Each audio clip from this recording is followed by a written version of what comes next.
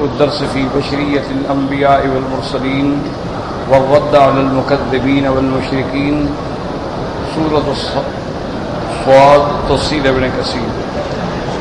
الحمد لله رب العالمين والصلاة والسلام على أشرف الأنبياء وسيد المرسلين سيدنا محمد وعلى آله وأصحابه أجمعين.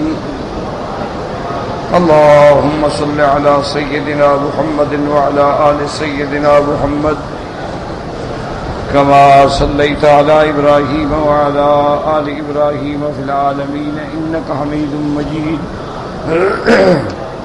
أعوذ بالله من الشيطان الرجيم. بسم الله الرحمن الرحيم. وعجبوا أن جاءهم منذر منهم وقال الكافرون هذا ساحر كذاب أجعل الآلهة إلها واحدا إن هذا لشيء عجاب. وانطلق الملأ منهم امشوا واصبروا على آلهتكم إن هذا لشيء يراد ما سمعنا بهذا في الملة الآخرة إن هذا إلا اختلاق أأنزل عليه الذكر من بيننا بل هم في شك من ذكري بل لما يذوقوا عذاب. أم عندهم خزائن رحمة ربك العزيز الوهاب أم لهم ملك السماوات والأرض وما بينهما فليرتقوا في الأسباب. جند ما هنالك مهزوم من الأحزاب. قال المؤلف والمفسر رحمه الله تعالى أدام النفع بعلومه وعلومكم في الدارين آمين إلى أن قال وعجبوا أن جاءهم منذر منهم أي بشر مثلهم. اللہ پاک نے ارشاد فرمایا، الفصل تفسیر فرماتی ہیں کہ کافروں کو اس بات پہ تعجب اور انکار تھا کہ اللہ نے ایک بشر کو کیوں نبی بنا کے بھیجا. وقال الکافرون ھذا ساحر کذاب. نعوذ باللہ. جو چیزیں دیکھتے معجزات تو کہتے یہ جادو ہے اور باقی نعوذ باللہ یہ جھوٹ بولتا ہے. اجعل الآلهة إلها واحدا أي أزعم أن المعبود واحد لا إله إلا هو. اور یہ پیغمبر کہتے ہیں، گمان کرتے ہیں کہ کوئی معبود برحق نہیں، کوئی عبادت کے لائق نہیں مگر اللہ. انکر المشرکون ذلك قبحهم اللہ تعالی وتعجبوا من ترک الشرک باللہ فإنهم كانوا قد تلقوا عن آبائهم عبادت الاوثان واشربته قلوبهم. چونکہ اب منکرین مشرکین نے نعوذ باللہ اس بات کا انکار کیا، اللہ تبارک و تعالی ان کو ذلیل فرمائیں. وتعجبوا من ترک الشرک باللہ، اور اس بات پہ تعجب کیا کہ اللہ کے ساتھ کسی کو شریک نہ بنایا جائے. اصل وجہ یہ تھی کہ وہ اپنے آباء و اجداد سے بتوں کی عبادت میں مشغول تھے اور مختلف خدا بنائے ہوئے تھے اور بتوں کی محبت ان کے دل میں داخل ہو چکی تھی، اس لیے توحید ان کو ناگوار گزرتی تھی. فلما دعاهم رسول الله صلى الله عليه وسلم الى خلع ذلك من قلوبهم وافراد الاله بالوحدانیت اعظموا ذلك وتعجبوا وقالوا. اب جب اللہ کے پیغمبر نے حضور پاک صلی اللہ علیہ وسلم نے ان کو توحید کی دعوت دی کہ سب معبودان باطلہ کو چھوڑ کے ایک خدا کی عبادت کرو جو معبود برحق ہے اور یہ بتوں کی عبادت چھوڑ دو. ان کو یہ بات بڑی لگی تعجب کہ کیسے ہو سکتا ہے سارے کام ایک خدا کرتا ہے.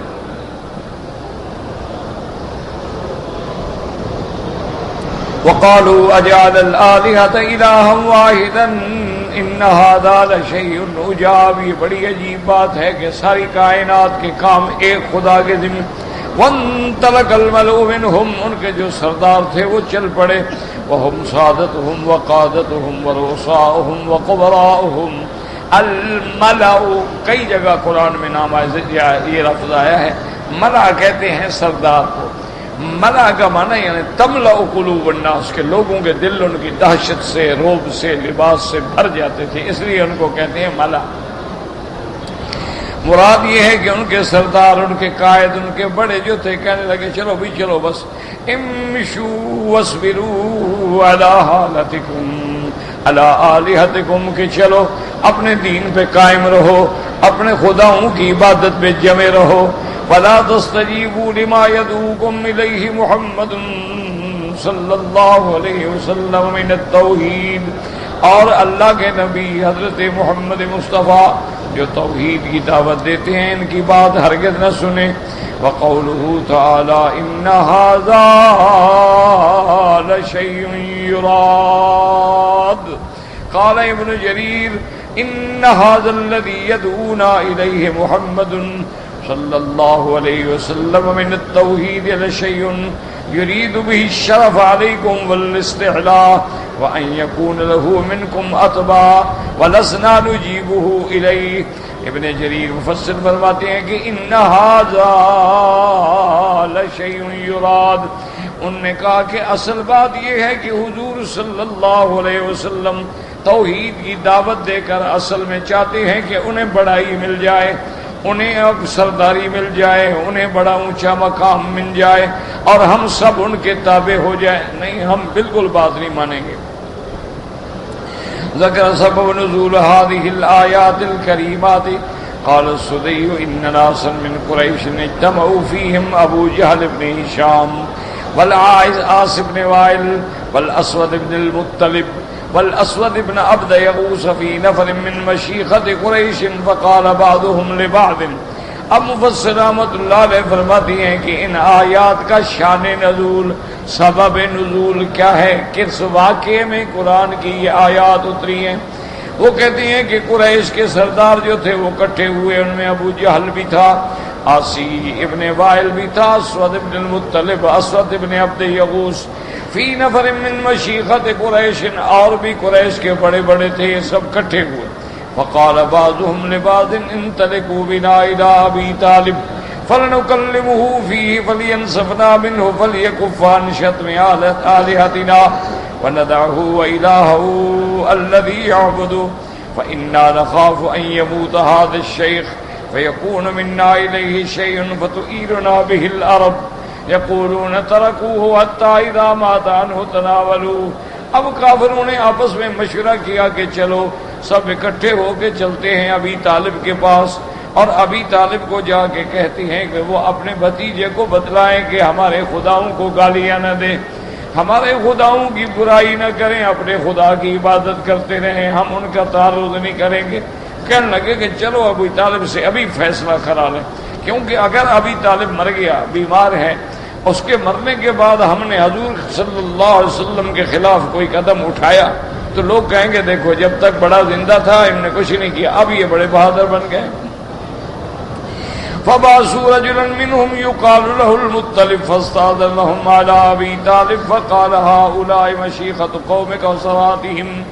انہوں نے ایک بندہ بھیجا ابی طالب کے پاس جس کا نام مطلب تھا کہ اجازت لو حاضر ہونے کی۔ انہوں نے جا کے کہا کہ یہ بڑے بڑے سردار تیری قوم کے آئے ہیں، یستاذنون علیک، اجازت چاہتے ہیں، تمہیں ملنا چاہتے ہیں۔ قال ادخلهم، ابی طالب نے کہا لے آؤ ان کو۔ فلما دخلوا علیہ قالوا یا ابا طالب انت کبیرنا وسیدنا فانصفنا من ابن اخیک فمرہ فلیکف عن شتم آلہتنا وندعہ وإلہہ۔ آ کے کہنے لگے کہ ابی طالب تم ہمارے بڑے ہو، تم ہمارے سردار ہو، مہربانی کر کے انصاف کا فیصلہ کرو، اپنے بھائی کے بیٹے سے کہہ دو کہ ہمارے خداؤں کی برائی نہ کریں، ہمارے خداؤں کو گالیاں نہ دیں، وہ جانے اور ان کا خدا جانے، اس کی عبادت کرتے رہیں۔ قال بابا سیدی ابو طالب نے بندہ بھیجا کہ حضور صلی اللہ علیہ وسلم کو بلا کے لے آئیں۔ فلما دخل علیہ رسول اللہ صلی اللہ علیہ وسلم وقال یا ابن اخی هؤلاء مشیخۃ قومک وسراتهم وقد سألوك ان تكف عن شتم آلهتهم ويدعوك وإلهك آپ جب تشریف لے آئے تو ابی طالب نے کہا کہ محمد مصطفیٰ صلی اللہ علیہ وسلم، اے میرے بھائی کے بیٹے، میرے بھتیجے، دیکھو تیری قوم کے سب سردار آئے ہیں اور یہ مطالبہ کرتے ہیں کہ تم ان کے خداؤں کو گالیاں نہ دو، ان کو برا نہ کہو، تم جانو تمہارا خدا جانے۔ حضور پاک نے جب سن لیا تو حضور نے فرمایا کہ یا امی افلا ادعوهم الى ما هو خير لهم قال واذا ما تدعوهم قال ادعوهم من يتكلموا بكلمة تدين لهم بها العرب ويملكون بها العجم۔ حضور پاک نے فرمایا کہ اے میرے چچا، کیا میں ان کو اس چیز کی دعوت نہ دوں جو بہتر ہے، جو خیر ہے ان کے اس شرک سے؟ اور آپ نے کہا کہ اچھا تو پھر وہ کیا بات ہے، کس چیز کی دعوت دینا چاہتے ہو؟ حضور نے فرمایا ادعوهم من يتكلموا بكلمة، میں ان کو دعوت دیتا ہوں صرف ایک کلمے کی، اگر اس پر یہ ایمان لے آئیں تو سارا عرب ان کے تابع ہوگا اور اس کے بعد عجم پر بھی ان کی سرداری ہوگی۔ فقال ابو جہل لعنہ اللہ من بین القوم ما ہی وابی کا نوتین کہا واشن امثالہا۔ ابی جہل لعنت اللہ بول پڑا، کہنے لگا محمد مصطفیٰ صلی اللہ علیہ وسلم، اگر کوئی ایسا کلمہ ہے جس سے ہمیں عرب کی سرداری اور عجم کی سرداری ملتی ہے تو خدا کی قسم آپ بتائیں، ہم تو ایسے 10 کلمے پڑھنے کے لیے تیار ہیں۔ قال تقولون لا الہ الا اللہ، حضور نے فرمایا صرف یہ کلمہ توحید ہے، اقرار کرو کہ کوئی معبود برحق نہیں مگر اللہ، محمد الرسول اللہ۔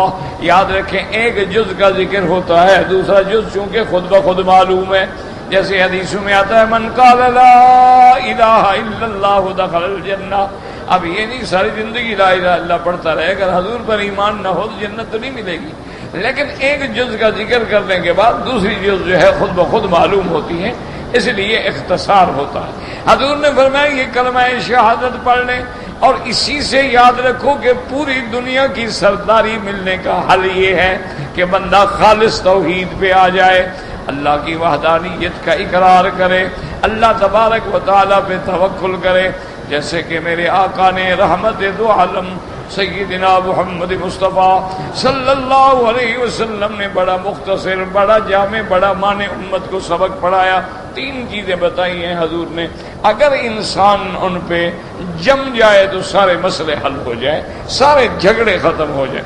حضور نے فرمایا اذا سألت فاسأل من اللہ، جب تم کو کچھ مانگنا ہو تو اللہ سے مانگو، کہ صرف ایک ذات ہے جس سے مانگا جا سکتا ہے، اس کے علاوہ اس کے غیر سے مانگنا شرک ہے۔ فرمایا اذا سألت فاسأل من اللہ وَإِذَا اسْتَعَنْتَ فَاسْتَعِنْ بِاللَّهِ، اور جب تمہیں مدد کی ضرورت ہو تو اللہ سے مدد پکڑو، اللہ سے مدد چاہو، اللہ مدد کرنے والے۔ وَإِذَا تَوَكَّلْتَ فَتَوَكَّلْ عَلَى اللَّهِ، اور جب بھروسہ کرنا ہو، اعتماد کرنا ہو تو اللہ پہ توکل کرو، کیوں؟ وہی ذات ہے جو ہمیشہ ہے، جو اول ہے، جو آخر ہے، جو ظاہر ہے، جو باطن ہے، جو حی ہے یا قیوم ہے۔ اگر بندوں پر توکل کرو گے، آج ہے کل مر گیا، پھر کیا کرو گے؟ تو اس لیے حضور نے 3 جملوں میں سارا اسلام سمجھا دیا کہ اذا سألت، جب مانگنا ہو، جو چیز مانگنی ہو، مال ہے، اولاد ہے، نفع، جو چیز مانگنی، صرف سوال اللہ سے کیا جاتا ہے۔ اس لیے حکم اذا سألک عبادی انی فإنی قریب اجیب دعوت الداعی اذا دعان، کہ اللہ نے فرمایا مجھے پکارو میں تمہارے قریب ہوں اور ہر پکارنے والے کی پکار سنتا ہوں اور جواب دیتا ہوں، اس کی مشکل کو حل کرتا ہوں۔ یہی حکم اللہ نے قرآن میں دیا وقال ربکم ادعونی استجب لکم، کہ اے لوگوں مجھے پکارو۔ اسی طرح اللہ نے حکم دیا وَلِلَّهِ الْأَسْمَاءُ الْحُسْنَى فَادْعُوهُ بِهَا، اللہ کی اسماء مبارکہ ہیں، ان سے پکارو، یا اللہ، یا رحمان، یا رحیم، یا رزاق، یا خالق، یا مالک، یا حنان، یا منان، یا حی، یا قیوم، یا ذی الجلال والاکرام۔ اللہ کی اسماء سے اللہ کو پکارو، اور جب آدمی اخلاص نیت سے اللہ کو پکارتا ہے تو اللہ سب کی فریاد سنتا ہے، چاہے وہ مومن ہے، چاہے بندہ ہے، مومن ہے، صالح ہے، طالح ہے، فاسق ہے، سب کی پکار تو اللہ نے سننی ہے۔ اس لیے فرمایا کہ صرف ایک کلمہ پڑھ لیں لا الہ الا اللہ. جب حضور نے توحید کا کلمہ پیش کیا فنفروا وقالوا صلنا غیرہا فقال صلی اللہ علیہ وسلم لو جئتمونی بالشمس حتی تضعوها فی یدی ما سألتکم غیرہا فقاموا من عنده غضبا وقالوا والله لنشتمنك وإلهك الذي أمرك بهذا. کہنے لگے محمد مصطفیٰ صلی اللہ علیہ وسلم یہ توحید کا کلمہ نہ کہو، اس کے علاوہ اور جو حکم دو ہم ماننے کے لیے تیار. توحید ایک ایسی ضرب ہے نا کافر کے لیے تو بالکل موت ہوتی ہے. میں کہ حضور اور جو چاہتے ہو نا ہم سے مانگو، باقی یہ ہم نہیں کر سکتے. حضور نے فرمایا سنو لو جئتمونی بالشمس، اگر تم سورج لے کر بھی میرے ہاتھ پہ رکھ دو، کیا مانا ساری دنیا کی شاہی مجھے دے دو، اس کے علاوہ میری دعوت ہی، میری تو دعوت ہی توحید ہے. مجھے تو اللہ نے بھیجا اسی لیے ہے کہ میں دنیا کو شرک سے اور کفر سے اور غیروں کی عبادت سے، غیروں کی بندگی سے چھڑا کے اللہ کی بندگی پہ لے آؤں.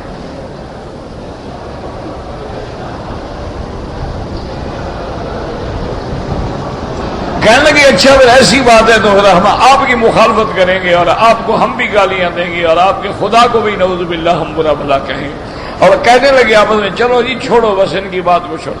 وَانْطَلَقَ الْمَلَأُ مِنْهُمْ أَنِ امْشُوا وَاصْبِرُوا عَلَىٰ آلِهَتِكُمْ إِنَّ هَٰذَا لَشَيْءٌ يُرَادُ.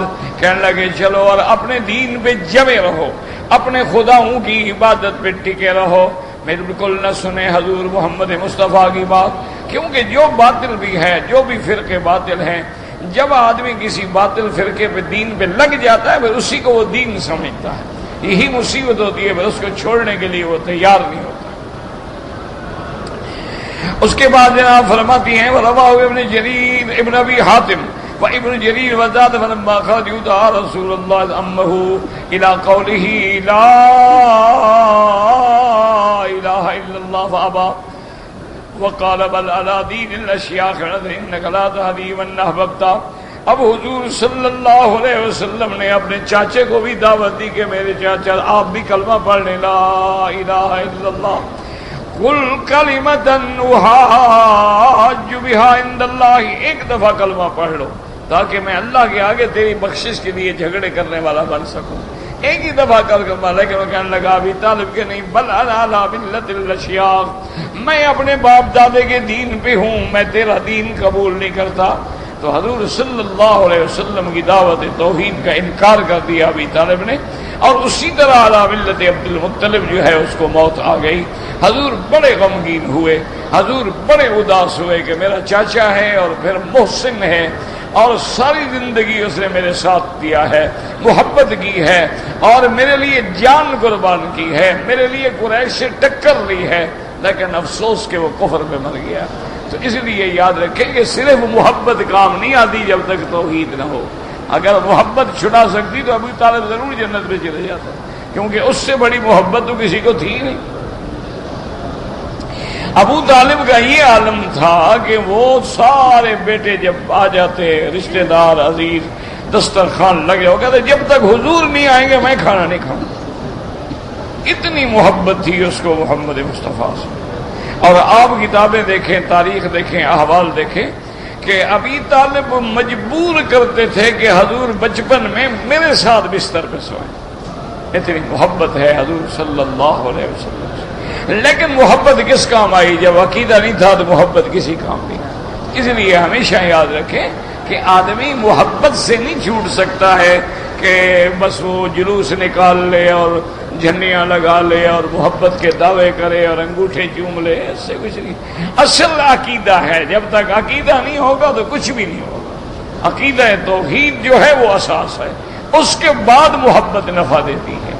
جب تک عقیدہ نہ ہو، ایمان نہ ہو، لاکھ محبت ہو، لاکھ ادب ہو، لاکھ تعظیم ہو، اس کا کوئی ڈھیلے کے لیے بھی فائدہ نہیں ہوتا. اس لیے حضور اداس ہو کے نکلے. اللہ نے فرمایا انک لا تہدی من احببت ولکن اللہ یہدی من یشاء.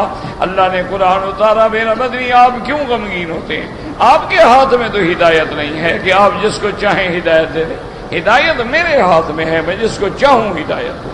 یہ نہیں ہے کہ جس کو آپ محبوب رکھیں اس کو ہدایت مل جائے گی. ہدایت اللہ کے ہاتھ میں ہے. وہ چاہے تو باپ نبی ہے، بیٹا کافر ہے. نوح علیہ السلام نبی ہے، بیٹا کافر ہے. نوح علیہ السلام نبی ہے، بیوی کافر ہے. لوط علیہ السلام نبی ہے، بیوی کافر ہے. ابراہیم علیہ السلام ابو الانبیاء ہے، صرف نبی نہیں انبیاء کا باپ ہے، باپ کافر ہے. اور فرعون خدائی کا دعوے دار ہے، بیوی مسلمان ہے. یہ اللہ کے ہاتھ میں ہے جدھر دلوں کو پھیر. اس لیے حضور دعا فرماتی تھی یا مصرف القلوب یا مقلب القلوب والابصار ثبت قلبی علی دینک. اے دلوں کے پھیرنے والے ہمارے دلوں کو دین پہ ثابت رکھ، ہمارے دلوں کو صحیح عقیدے پہ جما دے. فرمایا القلوب بین اصابع الرحمن یقلبها کیف یشاء ویصرفها کیف یشاء. حضور نے فرمایا دل جو ہیں وہ اللہ تبارک و تعالیٰ کی انگلیوں میں ہیں، جیسے اس کی شان کو زیبا ہے. جدھر چاہے پھیر دیں، چاہے ہدایت دے دیں، چاہے گمراہ کر دیں. اس لیے فرمایا من یہدہ اللہ فلا مضل لہ ومن یضللہ فلا ہادی لہ. اور جس کو اللہ ہدایت دے اس کو کوئی گمراہ نہیں کر سکتا، اور جس کو اللہ گمراہ کر دے کوئی ہدایت نہیں دے سکتا. تو انبیاء علماء کے ذمہ ہوتا ہے کہ دعوت دیتے رہیں، راستہ بتلاتے رہیں، راستہ دکھاتے رہیں، لیکن اس میں چلانا جو ہے یہ تو اللہ کے ہاتھ. وقال ابو جعفر بن جریر حدثنا ابو قریب وابن وکیع قال حدثنا ابو اسامہ حدثنا الاعمش حدثنا عباد سعید بن جبیر ان ابن عباس رضی اللہ عنہما قال لما مرض ابو طالب دخل علیہ رہط من قریش. جب ابو طالب بیمار ہوا تو کفار قریش کی ایک جماعت اس کے پاس آئی. فیہم ابو جہل فقالوا ان ابن اخیک یشتم آلہتنا ویفعل ویفعل ویقول. ابو جہل بھی تھا، کہنے لگا ابو طالب تمہارا بھتیجا جو ہے نا ہمارے خداؤں کو گالیاں دیتا ہے. اللہ کے نبی نے کبھی گالی نہیں دی، یاد رکھو. لیکن جب مشرک کو کہو کہ یہ دیوی دیوتا کچھ نہیں کر سکتے، وہ کہتا ہے دیکھو گالی ہے نا، کہتا ہے بیکار ہیں، کسی کام کے نہیں. دیکھو جی یہ سنتے نہیں تو مقصد ہے کہ بہرے ہیں، اور دیکھو جی یہ دیکھتے نہیں ہیں مطلب ہے کہ دیکھو کہہ رہے اندھے ہیں نا جی. یہ کہتے تمہارے کچھ کام نہیں آ سکتے، مانا بیکار ہوئے نا، تو گالی ہو گئی نا. ورنہ حضور پاک نے کبھی گالی نہیں دی، یاد رکھو. اللہ کے نبی کی زبان مبارک سے کبھی گالی نہیں نکلتی. حضور نے تو کبھی دشمنوں کو بھی گالی نہیں دی. حضور نے تو کبھی اپنی ذات کا بدلہ بھی نہیں لیا کسی سے. اگر کسی نے حضور کو تکلیف پہنچائی حضور نے معاف فرما دی. لوگوں نے کانٹے راستے میں بچھائے، حضور نے دعائیں دی. لوگوں نے پتھر مار کے سرکار دو جہاں کے قدموں کو زخمی کر دیا، آپ کے جوتے مبارک خون سے بھر گئے. لیکن پھر بھی اللہ کے نبی دعا فرما رہے کہ اللہم اہد قومی فإنہم لا یعلمون. میرا اللہ میری قوم کو ہدایت دے، یہ جانتے نہیں ہیں کہ پیغمبر کی شان کیا ہوتی، ان کو ہدایت دے دے. تو مقصد یہ ہوتا ہے کہ دیکھو نا، جیسے آدمی کہتا ہے کہ بھی پیر ہیں، بزرگ ہیں، فوت ہو گئے، اگلے جہان میں چلے گئے، بھائی یہ نفع نقصان نہیں دے سکتے، یہ شور پکار نہیں کر سن سکتے، یہ تمہارے کسی کام نہیں آ، یہ تو خود اللہ کے محتاج ہیں. دیکھا پیر کی توہین کر رہا ہے کہ ہمارا پیر کچھ نہیں کر سکتا. بس یہ گالی ہے. ورنہ کون بے وقوف ہے کسی بزرگ کو گالی دے گا؟ بھلا کوئی احمق ہے دنیا میں اللہ کے ولی کو گالی دے؟ لیکن اچھا پھر ان سے کہو کہ بھائی اچھا تم ایک فیصلہ کرو کہ ایک اللہ کا ولی ہے، پیر ہے، بہت بڑا بزرگ ہے، وہ درجات عالیہ کا مالک ہے، لیکن زندگی میں اگر بیمار ہو جائے تو علاج ڈاکٹر سے کرواتے ہیں، حکیم بلاتے ہیں، انجیکشن لگواتے ہیں، وہ خود اپنے آپ کو ٹھیک کیوں نہیں کر لیتے؟ تو پیر پھر ڈاکٹر کا محتاج کیا مطلب؟ دواؤں کا محتاج. اچھا پیر صاحب کو 4 دن کھانا نہ دے پتہ لگ جائے جناب، کھانے کا محتاج، پینے کا محتاج. اچھا اب اگر فوت ہو جائیں تو غسل کا محتاج، کفن کا محتاج. وہ کون کفن پہناتا ہے؟ ان کو غسل کون دیتا ہے؟ ایمان سے کہیں، ان کا جنازہ کندھے پہ رکھ کے کون لے آتا ہے؟ ان کے جنازے کو آگے رکھ کے دعائے جنازہ کون پڑھتا ہے؟ اس کی قبر کون تیار کرتا ہے؟ قبر کے اندر کو ان کو کون اتارتا ہے؟ اس کی قبر پہ مٹی کون ڈالتا ہے؟ یہ سارے کام تو مرید کرتے ہیں، جب نیچے چلے جاتے ہیں تو آپ مشکل کشا ہو جاتے ہیں۔ یہ کیا بات ہے؟ یعنی اللہ نے عقل دیا ہے کہ بھوسا بھرا ہوا ہے؟ بھائی سارے کام ہم نے کیے، کفن ہم نے دیا، دفن ہم نے کیا، جنازہ ہم نے پڑھا، دعائیں ہم کر رہے ہیں، کندھوں پہ اٹھا کے قبر تک ہم لا رہے ہیں، قبر میں ہم پکڑ کے اتار رہے ہیں، یہ سارے کام تو بندے کر رہے ہیں، اور لیکن بعد میں مشکل کشا پیر ہو جاتا ہے۔ یہی بات جب سمجھاؤ نا جی تو مشرک کو گولی کی طرح لگتی ہے، وہ کہتا ہے دیکھو ہاں وہابی ہے، یہ گستاخ ہے، یہ اولیاء اللہ کا منکر ہے، یہ جی نبی کو ہی نہیں مانتے، یہ درود نہیں مانتے جی، یہ تو فاتحہ کے بھی منکر ہیں جناب، نہ فاتحہ نہ درود، مر گیا مردود، کس سے بناتے ہیں؟ نہ ایمان سے کہیں کہ سب سے بڑے وہابی تو نجدی ہوتے ہیں۔ آپ یہاں جو ہیں روزانہ نماز میں اشہد ان محمد رسول اللہ سنتے ہیں کہ نہیں سنتے؟ تو اگر یہ نہیں مانتے تو کیوں پڑھ رہے ہیں؟ وجہ بھائی جب ان کو حضور سے محبت ہی نہیں۔ اسی طرح انشاءاللہ اب رمضان المبارک کا مہینہ قریب ہے، دعا کریں اللہ ہر مسلمان کو نصیب فرمائے، اور اللہ ہمیں استقبال رمضان کی توفیق دے، اور رمضان کے صیام و قیام کو صحیح سنت کے مطابق ادا کرنے کی توفیق دے۔ تو اب آپ دیکھیں گے کہ یہ دعائیں مانگتے ہیں کھڑے ہو کے وتر میں، اور ہر دعا درود پہ ختم ہوتی ہے وصلی اللہ علی سیدنا محمد۔ تو اگر نبی کو نہیں مانتے دعا کا کیا مطلب؟ ہر مسجد میں آپ چلے جائیں، مکے میں، مدینہ منورہ میں، یہ تو چونکہ حرم ہے نا، بڑا ہے نا، اس کے سینکڑوں دروازے ہیں، لیکن ہر مسجد کے اندر یا باہر باقاعدہ لکھا ہوگا کہ بھئی جب مسجد میں داخل ہوں تو کیا پڑھیں؟ بسم اللہ والصلاۃ والسلام علی رسول اللہ، اللہم اغفر لی ذنوبی وافتح لی ابواب رحمتک۔ اور جب باہر نکلو کیا پڑھو؟ بسم اللہ والصلاۃ والسلام علی رسول اللہ، اللہم اغفر لی ذنوبی وافتح لی ابواب فضلک۔ تو اگر یہ منکر ہیں تو کیا مطلب ہے اس بات؟ ان کے پاس الحمدللہ اقتدار ہے، قوت ہے، سلطنت ہے، حکومت ہے، طاقت ہے۔ اگر نعوذ باللہ یہ مدینے کے منکر ہوں تو یہ مدینے کا رستہ مشکل کر دیں، تاکہ پہلے جیسے 2 مہینے لگتے تھے اب بھی 2 مہینے لگے۔ یہ اتنی بہترین سڑکیں بنا ڈالیں، اور مدینہ منورہ کا حرم اتنا خوبصورت ہے کہ مکے کا حرم بھی مقابلہ نہیں کرتا۔ آپ جا کے دیکھ لیں، یا جنہوں نے دیکھا ہے انصاف کریں، یعنی ہر چیز جو ہے، یعنی ایک ایک پتھر جو لگا ہے، ایک ایک بجلی جو لگی ہے، ایک ایک فانوس جو لگا ہے، ایک ایک لکڑی جو لگی ہے ان کے گنبدوں میں اور محرابوں میں، اینٹیک ہے، یعنی کسی دوسری جگہ آپ کو مل ہی نہیں سکتی کہ آپ بازار میں خرید لیں۔ اور پتھروں کو اس انداز میں لگایا گیا ہے کہ یہ تو جو فن والے لوگ ہیں نا وہ جانتے ہیں کہ پتھر کی رگوں کو ملانا، کہ رگ سے رگ ملتی جائے، یہ تو آپ 1000 پتھر تلاش کریں تو 4 ملیں گے۔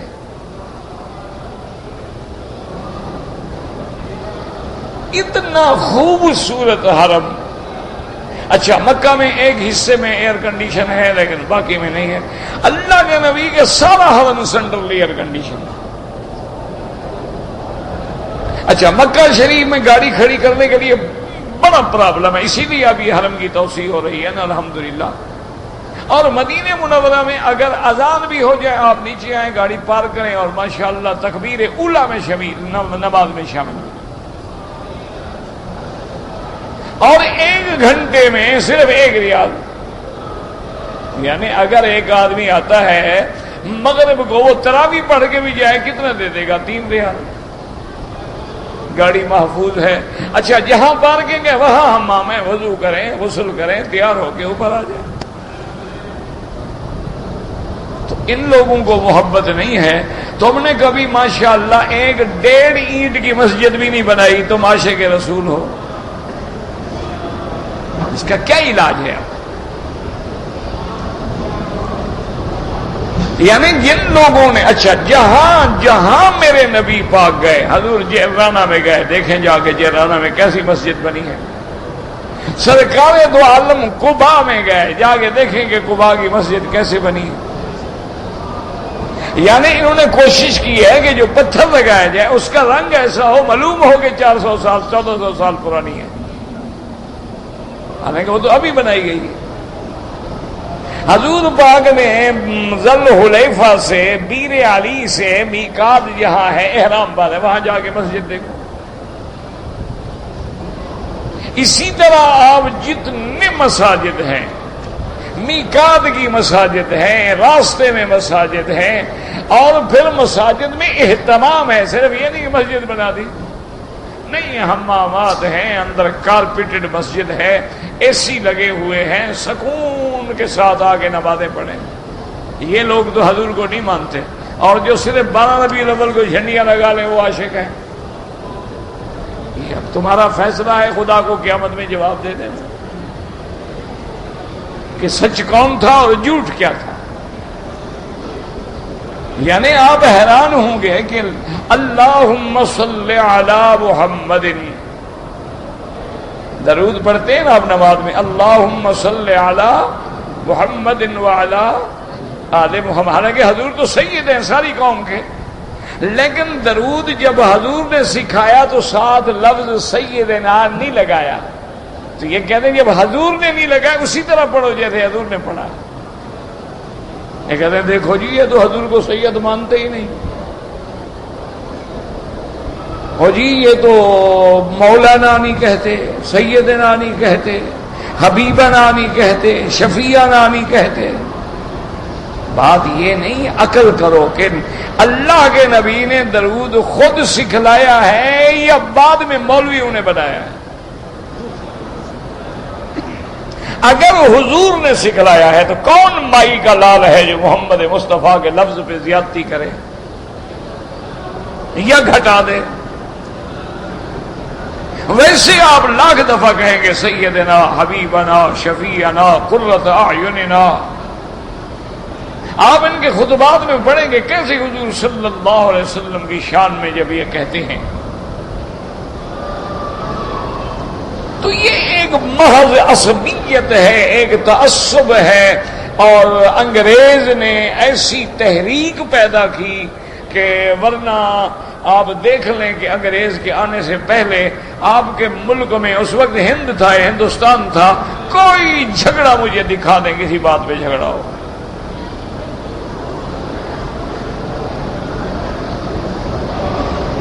آپ تاریخ اٹھا کے دیکھ لیں، انگریز کے آنے سے پہلے مجھے بتلائیں کہ کبھی 11ویں پہ جھگڑا ہوا ہو، کبھی میلاد پہ جھگڑا ہوا ہو، کبھی معراج پہ جھگڑا ہوا ہو، کبھی آمین زور سے اریستہ کہنے پہ جھگڑا ہوا ہو. سارے فتنے انہوں نے آ کے پیدا کیے، ہر قسم کے آدمی کو خرید کیا اور مسلمانوں کو مسلمانوں سے لڑا دیا. ورنہ ایک اصولی بات ہے کہ اصول دین سب ائمہ کے نزدیک ایک ہے، یاد رکھو. اب عشاء کی 4 رکعتیں ہیں، حنفی بھی 4، شافعی، مالکی، حنبلی، اہل حدیث سب 4 رکعت پڑھیں. کوئی ہے جو کہے کہ 5 رکعتیں؟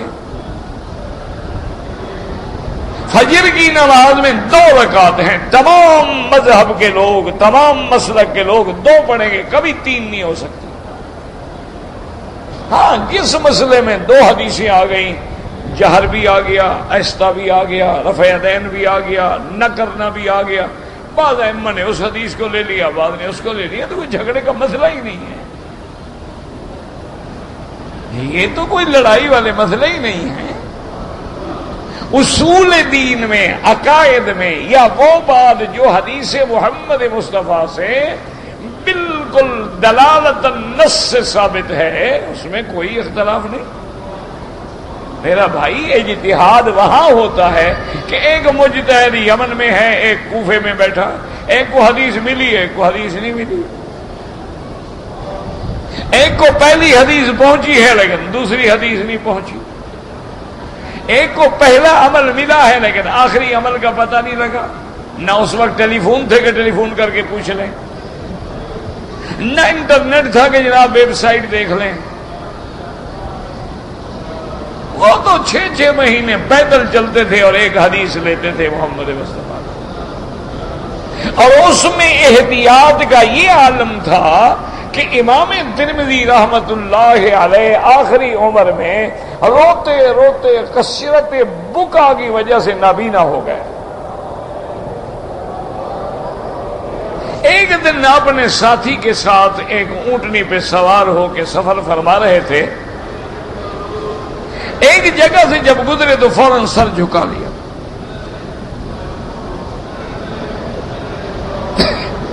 تو جو سوار بیٹھا تھا اس نے کہا حضرت آپ نے خیریت تو ہے کیوں سر جھکا ہے؟ فرمایا اتنا عرصہ قبل میں اسی جگہ سے گزرا تھا سواری پہ، یہاں ایک درخت ہوتا تھا بیری کا، تو میری پگڑی اٹک گئی تھی اور پگڑی میری گر گئی تھی، میں نے اسی ڈر سے سر نہیں، اس نے کہا جی یہاں تو کوئی درخت نہیں، حضرت یہاں تو کوئی درخت ہے ہی نہیں، انہوں نے کہا پھر اونٹنی روک دو۔ کیا بات؟ انہوں نے کہا اب قریب کوئی بستی نظر آ رہی ہے؟ انہوں نے کہا جاؤ کوئی بوڑھا آدمی ڈھونڈ کے لے آؤ، اگر یہاں درخت نہیں ہے اور میرے دماغ میں درخت ہے تو اس کا مطلب ہے میرا حافظہ جواب دے کہ آج کے بعد میں حضور کی حدیث بیان نہیں کروں گا، کہ میں غلطی کر جاؤں حضور کی حدیث کے بارے میں۔ بزرگوں کو بلایا گیا، بوڑھے بوڑھے لوگوں نے کہا جی ہاں یہاں درخت تھا، سڑک بنائی ہے تو ہم نے کاٹ دیا اس درخت کو، آپ ٹھیک کہتے ہیں یہاں درخت تھا۔ انہوں نے کہا الحمدللہ اللہ تیرا شکر ہے کہ تم نے میرے حافظے کو محفوظ رکھا حضور کی حدیث کے لیے۔ وہاں تو اتنی احتیاط تھی کہ مجال ہے کہ ایک لفظ بھی آگے بڑھ جائے، اسی کو ہم نے بغض بنا دیا ہے۔ اس لیے ہمیشہ یاد رکھیں کہ الحمدللہ تمام ائمہ اربع ہیں، علماء اہل حدیث ہیں، یہ سب اہل حق ہیں، ان میں کوئی بنیادی اختلاف نہیں، بنیادی اختلاف نہیں ہے۔ ان مسائل میں اختلاف ہے جو اجتہادی مسائل ہیں، ان مسائل میں اختلاف ہیں جو فروعی مسائل ہیں، ان مسائل میں اختلاف ہیں جس میں اعلیٰ افضل غیر افضل کی بات ہے، ورنہ اگر اختلاف ہوتا یا ائمہ اپنا دین مناتے، ایک کہتا طواف کے 7 چکر ہیں، دوسرا کہتا نہیں 8 ہیں، تیسرا کہتا 6 ہیں، چوتھا کہتا 5 ہیں۔ 1400 سال گزر گئے، طواف کے 7 چکر ہیں، صفا مروہ کے 7 چکر ہیں، کسی امام نے کہا ہے کہ تم مروہ سے شروع کرو؟ ایک بات معلوم ہے، واضح ہے، اس میں جھگڑے کا کیا مطلب ہے؟ اللہ نے قرآن میں کہہ دیا کہ ان الصفا والمروہ من شعائر اللہ، اللہ کے نبی نے صفا سے ابتدا کی اور مروہ پہ انتہا کی۔ کوئی امام آج تک کہتا ہے کہ آپ جناب 9 کو عرفات نہ جائیں، 9 ذی الحج کو، بلکہ 8 کو جائیں؟ کیوں؟ ایک واضح بات ہے، حضور 9 کو گئے، بات ختم ہو گئی۔ جب سرکار دو عالم کا فعل موجود ہے، عمل موجود ہے، کون میں جھگڑا کس بات کا ہے؟ وہ جو آپ کو اختلاف نظر آتا ہے نا، وہ اختلاف نہیں ہوتا، اس کے وجوہات ہوتے ہیں، اسباب ہوتے ہیں، کبھی فہم میں اختلاف ہوتا ہے، یعنی ایک بات کو سمجھنے میں اختلاف ہوتا ہے۔ جیسے کہ حضور پاک نے سارے صحابہ کو حکم دیا کہ لا صلاۃ العصر الا فی بنی قریظہ، فرمایا کہ صحابہ فوراً تیار ہو جاؤ، فوراً اپنے ہتھیار لے کر بنی قریظہ یہودیوں کا محاصرہ کر لو، اور عصر کی نماز نہیں ہوگی مگر بنی قریظہ میں ہو۔ اب جب صحابہ چلے، راستے میں عصر کا وقت ہو گیا، تو صحابہ نے کہا بھئی نماز تو پڑھ لو، نماز کا وقت ہو گیا ہے۔ انہوں نے کہا بھئی نہیں، ہم کیسے پڑھیں؟ حضور نے فرمایا عصر کی نماز نہیں ہوگی مگر بنی قریظہ میں، ہم وہاں پہنچیں گے تو پڑھیں گے نا۔ صحابہ نے کہا اللہ کے بندو، مانا یہ تھا کہ جلدی پہنچو، یہ مانا تھوڑا ہے کہ راستے میں نماز آئے تو چھوڑ دو۔ تو کچھ صحابہ نے راستے میں نماز پڑھ لی، کچھ صحابہ نے کہا بھی نہیں. حضور کے لفظ ہیں کہ لا صلاۃ الا فی بنی قریظہ، بنی قریظہ میں پڑھا، ہم تو وہیں پڑھیں گے. کچھ صحابہ نے وہاں پڑھی، قصہ ختم ہوا، حضور کے سامنے دونوں آئے، یا رسول اللہ ہمارا تو اختلاف ہو گیا. انہوں نے فرمایا کیا؟ انہوں نے کہا انہوں نے راستے میں نماز پڑھ لی. انہوں نے کہا کہ نماز کا وقت ہے اور حضور کے فرمان کا مقصد ہے کہ جلدی پہنچو. ہم نے آپ نے فرمایا کلاکما علی الحق، تم دونوں حق پہ ہو، کوئی مسئلہ ہی نہیں. تم نے بھی ٹھیک ہے، تم بھی سچے ہو، تم بھی سچے ہو، کوئی مسئلہ نہیں، کوئی جگہ. اب بظاہر آپ کو نظر آئے گا کہ اختلاف ہو گیا جی. تو اس لیے ہمیشہ آپ کو یہ باتیں جو ہے نا وہ باعث اختلاف نظر آتی ہے. اختلاف نہیں ہوتا، ایک سوچ ہے، فہم ہے، لیکن دونوں کا مقصد کیا ہے؟ اتباع محمد مصطفیٰ صلی اللہ علیہ وسلم. اچھا اسی طرح نماز ہے. ایک نماز کا اول وقت ہے کہ جب فجر ہو، صبح صادق ہو جائے، فجر طلوع ہو جائے، اب اذان کہہ دو اور نماز اندھیرے میں پڑھ لو. بالکل صحیح ہے، حدیث ہے، یہ اول وقت ہے. ایک حدیث میں آتا ہے کہ فجر کی نماز روشنی کر کے پڑھو، اسفروا بالفجر، کہ روشنی ہو جائے، سورج نکلنے سے پہلے پہلے پڑھ لو. وہ بھی حدیث مبارک ہے. بعض ائمہ اول وقت کو لے لیتی ہیں کہ بھئی انسان کی موت حیات کا کوئی پتہ نہیں، جب وقت ہو گیا نماز پڑھو، جلدی کرو، نماز ادا کرو نا. اور بعض ائمہ فرماتے ہیں یار جب دیر کرنے کی حدیث موجود ہے تو جو سوئے ہوئے ہیں ان کو بھی جاگنے دو، آنے دو ذرا مسجد میں، مجمع زیادہ ہو جائے. دونوں حدیث پہ عمل کر رہے ہیں، جھگڑا کی بات کیا ہے؟ یہ جھگڑے ہمارے ذہن میں ہوتے ہیں، ہمارے دلوں میں ہوتے ہیں، ہم آگے مولویوں کو لڑاتے ہیں. اب دیکھیں نا، ایک آدمی آگے کہے جی ایک بندہ مر گیا، ایک بیوی، دو بیٹے، ایک لڑکی چھوڑ گیا، تو مولوی تو اسی طرح فتویٰ دے گا نا. دوسرا وہ کہنا نہیں نہیں حضرت اس نے جھوٹ بولا ہے، بندہ مر گیا، بیویاں دو چھوڑ گیا، ایک تو ساتھ ہے، ایک کو مدت ہوئی گھر بیٹھی ہوئی ہے، اور جناب اس کی 4 لڑکیاں ہیں، 2 اس بیوی سے ہیں، 2 پہلی والی سے ہیں، وہ پہلی کے پاس ہیں، ان کو تو آنے نہیں دیتا گھر میں. تو اب وہ فتویٰ اس طرح لکھے گا. آپ کہیں دیکھو جی مولوی اختلاف کریں، لڑا رہے ہیں ہم، ایک مولوی کچھ کہتا ہے، ایک مولوی کچھ کہتا ہے. لڑا تو تم رہے ہو. مولوی کیوں لڑائے گا؟ جو عالم ہے وہ کیوں لڑائے گا؟ وہ تو اتحاد کی دعوت دے گا، اتفاق کی دعوت دے گا، وہ تو ملائے گا، وہ توڑے گا تو نہیں. اس لیے ہمیشہ یاد رکھیں، اللہ تعالیٰ سے دعا کیا کریں کہ اللہ ہمیں ہدایت پہ قائم رکھے اور صراط مستقیم پہ قائم رکھے، اور حضور کی امت کو ہر قسم کے جھگڑوں سے بچا لے.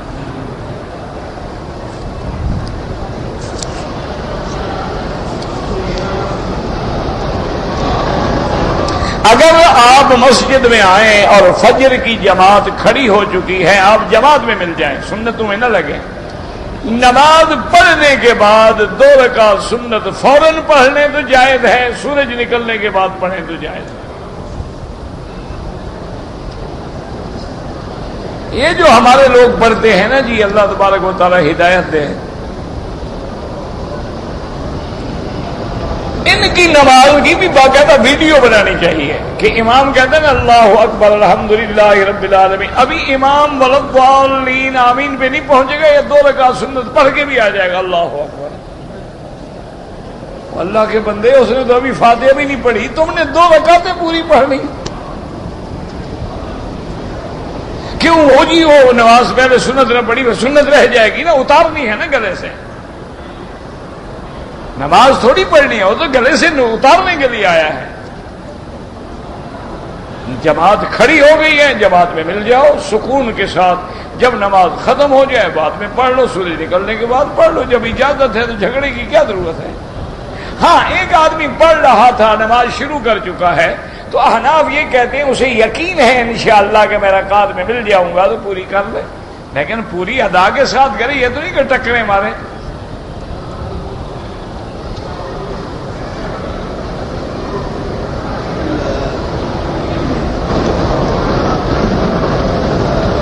کہتے جی کہ آپ تو خود فرمایا ہجرت کے وقت مدینے والوں ابو بکر اور رسول پاک تو رسول کا زمین میں ہے پڑا ہوا تو پتہ نہیں کیا سمجھ نہیں آ رہی بات. او اللہ کے بندے، وہ تو حدیث یہ ہے کہ حضرت ابو بکر فرماتے ہیں، لکھنا اس کو نہیں آتا لیکن حضور کا جسم ثابت نہیں کرنا چاہتا. حضرت ابو بکر فرماتے ہیں کہ جب ہم مدینے میں پہنچے تو مدینے والے جو آ رہے تھے ان نے حضور کو تو دیکھا نہیں تھا، تو اس لیے بعد لوگ آگے پہلے مجھے ملتے پھر حضور کو ملتے، ان کو پتہ نہیں لگ رہا تھا کہ اللہ کے نبی کون ہیں. تو حضرت ابو بکر فرماتے ہیں کہ تھوڑی سی دھوپ پڑ رہی تھی، میں نے سوچا کہ چلو حضور پر دھوپ بھی نہ پڑے اور لوگوں کو بھی پتہ لگ جائے بھی یہ تو خادم ہے، مخدوم تو محمد مصطفیٰ ہے. میں کپڑا لے کے سایہ کر کے حضور پہ کھڑا ہو گیا. اس میں کیا ہے جی، سایہ ہونا ہے نہ ہونا.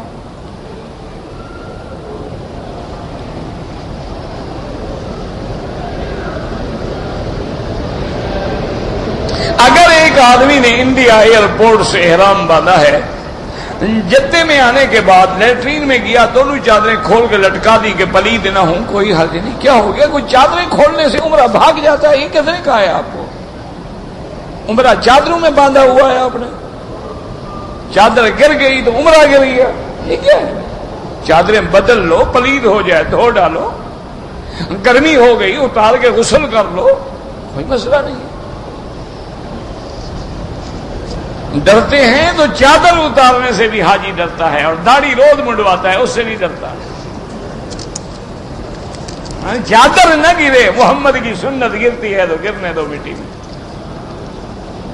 انا للہ و انا الیہ راجعون. اب یہ کیا کرے آدمی؟ ان کو کیسے سمجھائے مجھے بتاؤ. اذان کا اتنا ادب ہے کہ ہمارے دیہاتوں میں ایک من کا گھاس کا گٹھا سر پہ ہو نا جی، اذان ہو جائے چپ کر کے کھڑا ہو جائے گا. اگر کوئی پوچھے بھی اللہ کے بندے کیوں کھڑے گا، اذان ہو رہی، ادب ہو رہا ہے. جب اذان ہو جائے گی گھر چلا جائے گا، نماز نہیں پڑھے گا. یہ ادب ہے بے ادبی ہے؟ تو انسان ہماری قوم ہی عجیب ہے جی.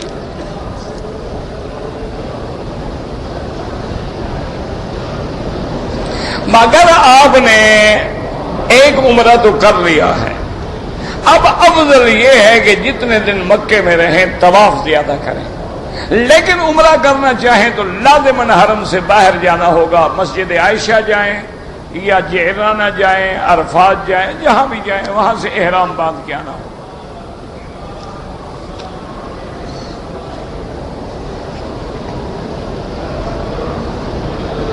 میری بیوی کی ولادت کا مسئلہ ہے، اللہ شفا عطا فرمائے، اللہ آسانی فرما دے، اور اللہ تبارک و تعالی ہر مشکل سے محفوظ رکھے، ہر مسلمان پہ، ہر بیمار پہ رحم کرے.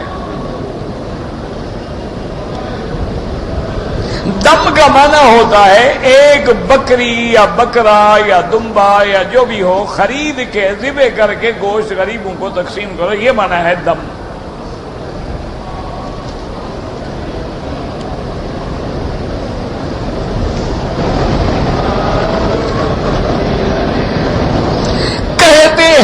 کہ حضور کا سایہ نہیں تھا. کون کہتے ہیں؟ یہ بھی کوئی مسئلہ ہے کہ کہتے ہیں. جیسے ہماری بات برادری کی عادت، وہ کہتے ہیں کہ راوی فرماتا ہے. راوی کون ہے؟ بھی دریا راوی سے نکلا، چناب سے نکلا، کہاں سے نکلا، کون فرماتا ہے؟ اچھا ایک اور برادری وہ کہتے ہیں آواز آتی ہے. کہاں سے آ رہی ہے آواز؟ جن دے رہا ہے، بندہ دے رہا ہے، کون دے رہا ہے؟ کہتے ہیں. کون کہتے ہیں؟ اللہ کے نبی بشر ہیں، بشر کا سایہ ہے، ہر نعمت ہے. ہاں بعض اوقات معجزے میں اللہ حضور کے اوپر بادل کا سایہ فرما دیتے تھے، تو جب بادل آ گیا سایہ نظر نہ آیا. ورنہ یہ تو نہیں کہ سایہ نہیں تھا.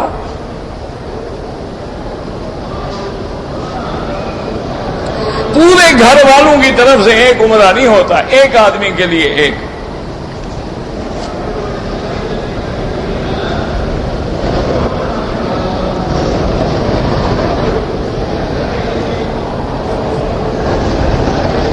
اگر آپ کار لیا، آپ کو کمپنی نے لے کے دے دیا ہے، آپ سود نہیں دیتے ہیں، ٹھیک ہے کوئی بات نہیں، کمپنی بھرے ان کا کام ہو جانے.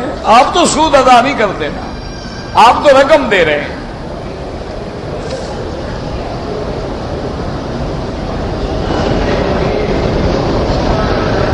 ہم دو بہنیں ہیں، ہماری بہن بیمار ہو گئی تو ہم لوگ منا میں مزدلفہ کی رات اور منا میں جو راتیں تھیں نہیں گزار سکے، کوئی جرمانہ نہیں۔